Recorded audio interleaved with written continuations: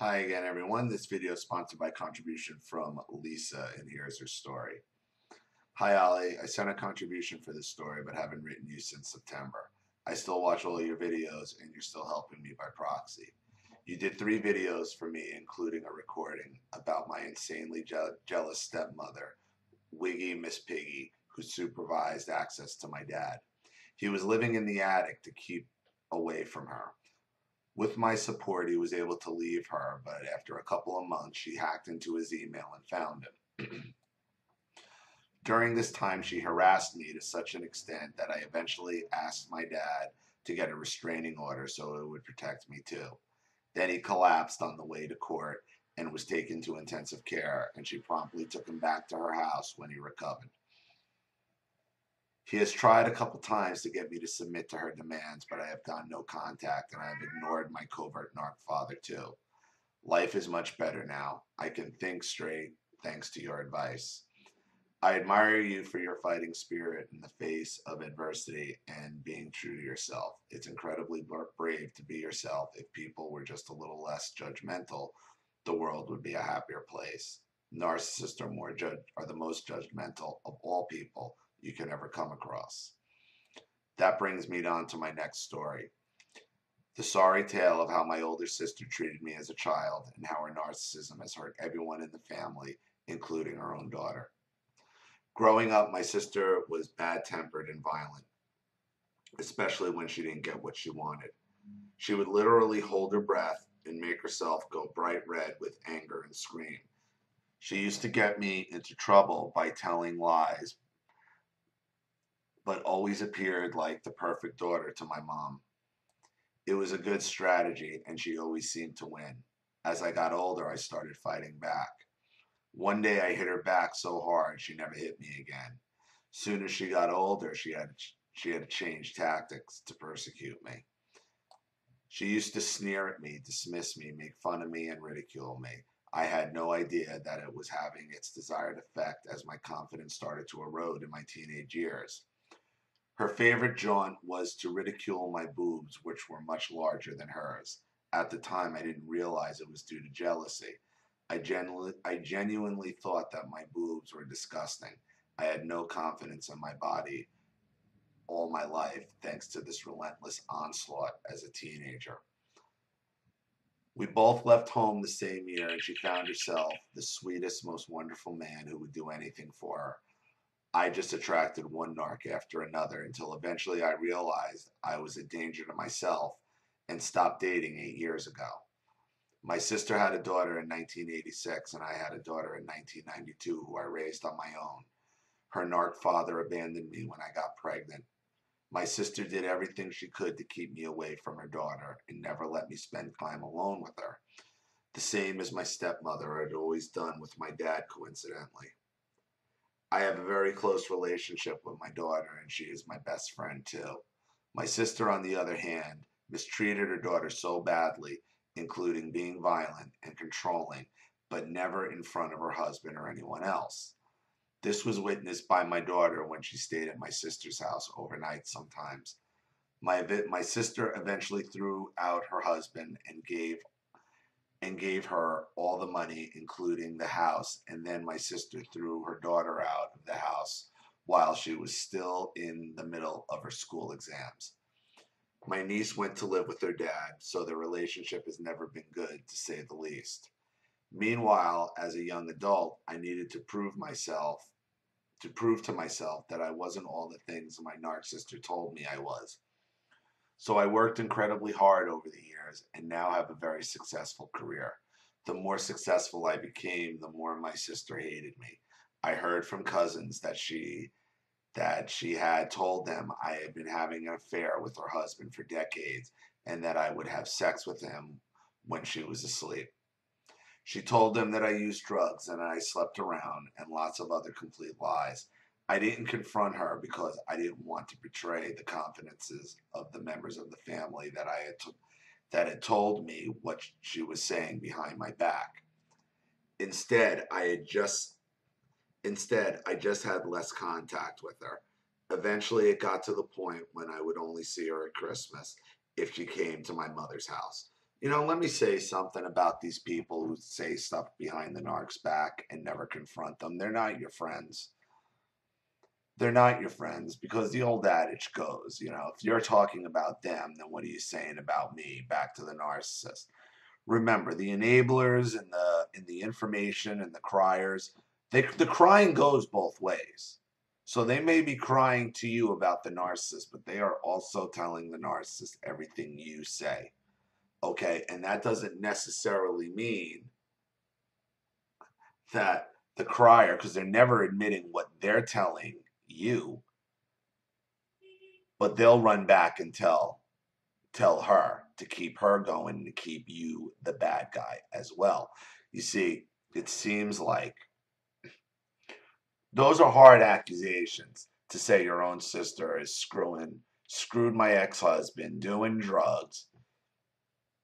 Well, once it's been established by the criers that it's not true, why would they continue to hang out and keep your sister in her life? Why? Why? Because they're not strong enough to stand up to her. But they will come to you, tell you her shit, in hopes you say stuff back, and you better believe the criers, the monkeys, are running back with whatever negative you said about your sister to her. Keeps it going.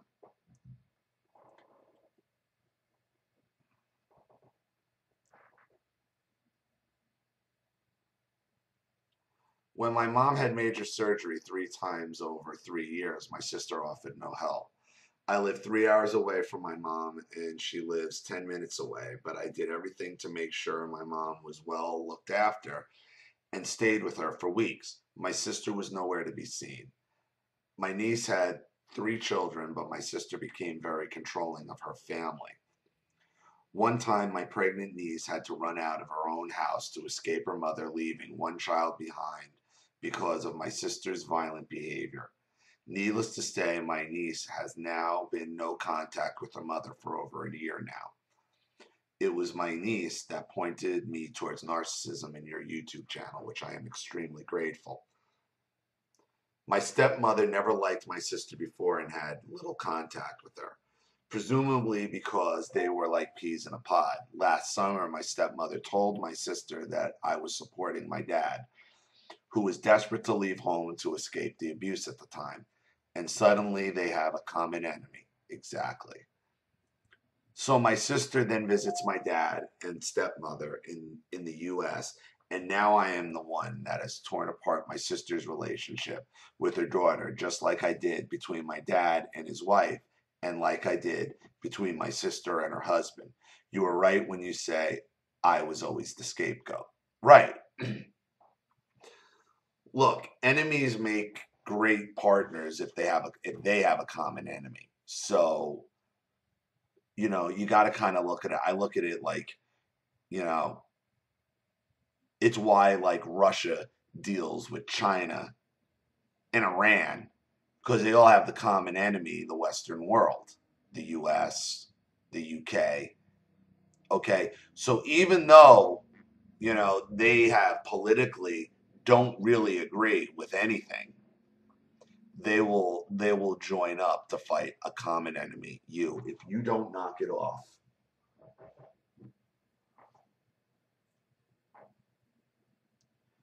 During her visit, my stepmother, who is a malignant narcissist, gave my sister a whole heap of strategies to exact revenge on me. One of them has included getting in touch with a previous narc husband who she never liked and wouldn't even speak to when we were together. I had to take to court for attacking me. My daughter checks her Facebook page and she's being very friendly with him just to make me feel uneasy. You're gonna get it, Staley. Then she contacted my mother last summer for the first time in months, but mom told her to fuck off and hung up. My mom wants nothing to do with her now. Then a week later, my sister writes an 8-page letter and sends it by email to me and everyone in my family, and it's packed full of lies. I immediately contacted the police and they gave her a caution that if she contacts me again, she will be subject to a harassment order and will have a police record. As that will affect her job as a teacher, I hope that means she will leave me alone. However, the problem right now is that she is starting to harass her daughter again. Last year, she was hanging around the school gates to see her grandchildren, but my niece spotted her and told her to go away. My sister was shocked because it was the first time that her daughter had stood up to her. My niece has returned presents her mother has sent for the children and wants to keep her away from her family for obvious reasons. However, she is reluctant to contact the police, and I think my sister knows that. Last week, she left an aggressive voicemail message for my niece, so things are escalating again. My sister has joined a grandparents' rights group and is lobbying our government to get access to the children. She went to Parliament last week and is appearing in the media now. Ollie, do you have any advice? I'm sorry to hear about the problems you're having with some subscribers, but like you say, it's inevitable that your channel would be a narc magnet. Many subscribers are also victims of abuse and live in fear. We have a tendency to avoid any unpleasantness, and they may be laying low for a little while until the dust settles. In many cases, I know that you are a lifeline for those of us who have suffered decades of abuse, and the channel is amazing, so please don't give up. Everyone is a little short of cash after Christmas, so I'm sure people will be sending in their stories soon. Very best to you and Charlene. I thought of that as well. You know, Lisa, I think I know what you're talking about because I've been seeing some stuff out of the UK blogs about this grandparents' rights bullshit. Okay, this grandparents' rights bullshit. And I've been warning, okay, the narcissists are going to start going in the court and start trying to turn things against you. Look, if she's doing that and getting attention in the media, then you, okay, if you are the strongest representative to represent this, okay, because your niece is obviously scared. She needs to take this seriously. If she's afraid to go to the police, okay, if her mother is at the point where she's petitioning Parliament, that's a problem. That's a problem. Okay? And I even say that more is because Parliament's televised worldwide. I watch Parliament. I love watching the PMQs over there. They are friggin' amazing. They are amazing. For the biggest douchebag that David Cameron turned out to be, I used to love to watch him go toe-to-toe with Brown in PMQs. I would giggle at it. This is a problem, okay, because the narcissists are going to be the ones who run out there and get the attention in the media and to push us down. That is the desired effect. Just like, Lisa, how your sister would mock you because you had big boobs. It's out of jealousy. It's to silence you. It's all to silence you. And if we allow ourselves to be silenced like this, look what we have. We have this bitch running to fucking Parliament, getting in the media. Meanwhile, we've been spending years trying to get past this and get over this and talking about this. Okay? And there's the narcissist. There's the narcissist still trying to get ahead of us in the media, using the government. Just like I said, societal narcissism. They're going to use the media and the government. There it is. There it is. Does anybody in the media that this woman is getting or in Parliament stop and say, hey, wait a minute. Let me talk to the parent, okay, the niece, or the other family members to find out why. See, the media will never ask really why. They run with a good narrative. They let her out there, this poor hurt grandparent who can't see her grandmother. They don't know any of this shit. They don't know any of this because you've been conditioned by your abuser to keep your mouth shut, to stay in fear, to not go to the police, to not expose them. This is what the desired effect of narcissism is. And that's why she's now petitioning Parliament with a set of fucking brass balls. Okay, when we've been talking about your story here for a while, okay, what's going on with your dad over here, and now what's going on with your sister, okay, which is a larger part of this. Okay, another person who's conditioned you into silence, Lisa, as you know, and as good as you've been with me, okay, and as happy as I am to do these videos, I hope this kind of shakes you up like, holy shit, I'm not doing enough. Okay, because yeah, my no contact is driving everybody crazy, as is your nieces. But they're going to keep searching. And there is a shark tank called the media and our governments, whether it be Parliament or Congress or whatever, or in Australia, I think it's Parliament in Australia too, looking to suck up looking for victims, looking for victims. We don't want to be victims. We want to move on from being victims. Your mother is just, your sister's looking to be a victim at all times. And the media is going to be there to suck up their victimhood because it's a good story. Why is it a good story? Because what does it represent? It represents parental control, and that's what the government is. They want to be big brother, big daddy to everybody. Okay?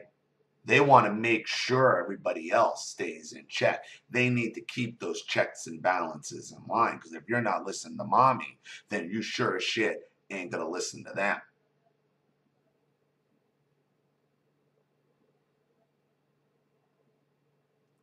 Even though there's a whole segment of the government that tells you to reject mommy if they're telling you the wrong thing. Not this. Not control over your children. That's for goddamn sure. Okay? So, if she's in the media and she's in Parliament, you need to get the other side of the story out there. You need to be able to articulate, this woman is using you. And I think you guys know this woman is using you. Okay?